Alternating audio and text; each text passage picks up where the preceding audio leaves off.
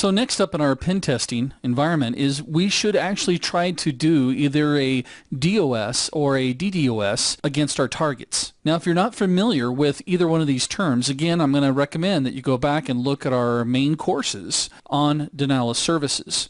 And the big issue here is that the differences between the two is whether you have one system attacking or multiple systems attacking. And yes, when multiple systems are attacking, you do need to cut the hard lines.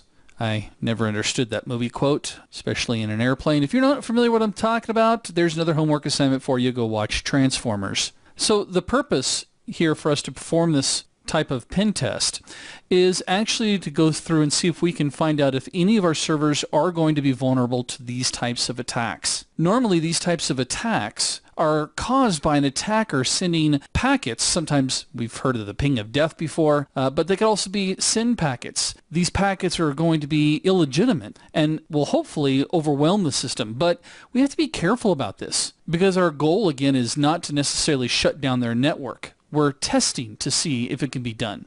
So it'll also help us to determine minimum thresholds. But it's important to note that the pen tester cannot ensure that the system is resilient to a DOS attack. So during this process, we'll also be able to make sure that the systems are stable or that they have a way of adjusting, especially if you have a solution in place that's supposed to protect you from denial of service attacks. It'll also help us in trying to review the current security controls that are in place. You know what, let me correct myself there. It will not only help you, but it'll also help the administrators of your target make sure that things are working the way that they're supposed to be working. Are the load balancers working the way they're supposed to work?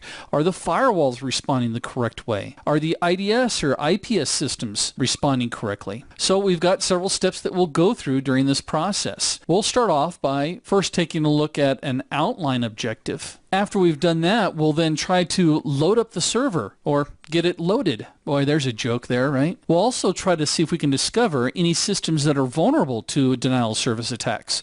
Again, most of the time we're protecting the big bad servers on the network, but what about that one server off to the side that nobody ever pays attention to? In our testing, we'll also want to perform a SYN attack on the server, as well as possibly flooding the ports. And because we're trying to implement a denial of service, we can also try to implement an email bomb. And if companies are using web-based applications and some of those applications have forms, we'll want to try to flood the web forms.